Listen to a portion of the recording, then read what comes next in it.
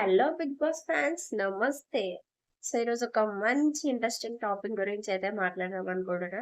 ఇది రివ్యూ అంటారో, episode review I don't know. Purely నాకు అనిపించింది అయితే చెప్తున్నా.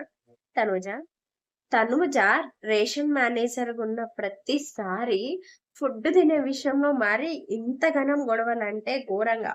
అప్పుడు కూడా పోపు విషయంలో సంజన గారికి అట్లనే. ఇప్పుడు పాపం సంజన గారికి అట్లనే.